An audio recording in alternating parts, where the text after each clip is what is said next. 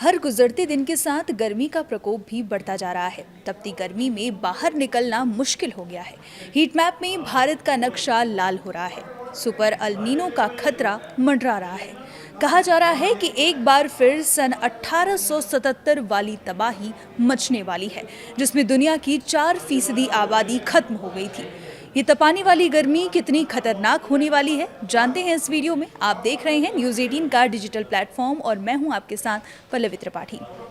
वैज्ञानिक कहते हैं कि समुद्र की सतह का तापमान बढ़ने और हवा के दबाव में बदलाव की वजह से ये हो रहा है।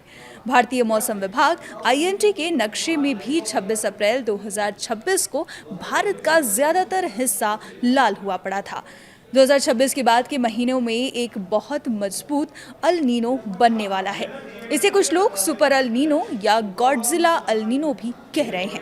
विश्व मौसम संगठन WMO ने भी अप्रैल 2026 में चेतावनी दी है कि मई से जुलाई 2026 तक अल नीनो शुरू हो सकता है। अभी शुरुआत में समुद्र की सतह का तापमान औसत के आसपास है, लेकिन अंदरूनी पानी पहले से गर्म हो चुका है, जो अल नीनो का मुख्य संकेत है। यह अल नीनो तब होता है जब प्रशांत महासागर में भूमध्य रेखा के पास समुद्र की सतह का पानी सामान्य से ज्यादा गर्म हो जाता है। यह गर्म पानी ऊपर आकर सतह को गर्म करता है और पूरा वातावरण बदल जाता है। इस अल नीनो के अलग अलग असर देखने को मिल सकते हैं। अल नीनो पूरी दुनिया का मौसम बदल देता है। इससे कुछ जगहों पर भारी बारिश और बाढ़ आती है, तो कुछ जगहों पर सूखा पड़ता है। भारत में मानसून कमजोर हो सकता है, जिससे कृषि पर असर पड़ेगा। गर्मी भी बढ़ जाती है, क्योंकि अल नीनो पूरी पृथ्वी को गर्म करता है।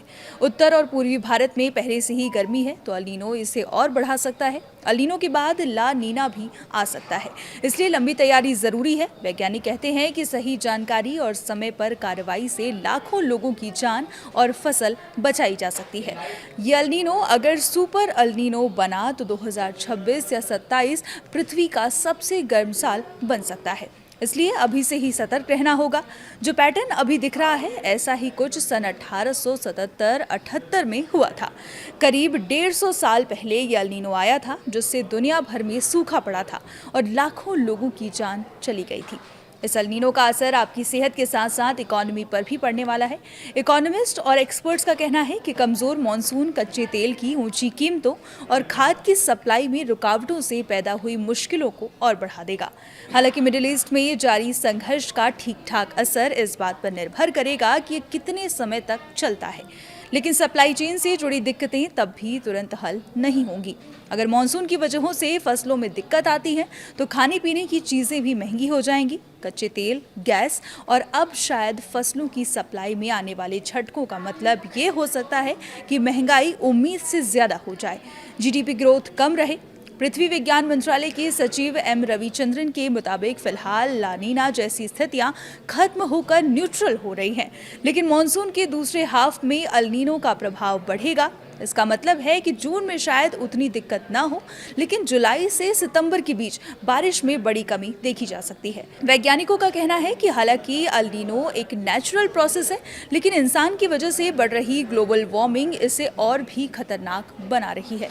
ग्रीन हाउस गैसों की वजह से धरती पहले ही गर्म है, अब ऊपर से अल नीनो इसे हीट बम बना सकता है। फिलहाल के लिए इतना ही। देखते रहिए न्यूज़ 18।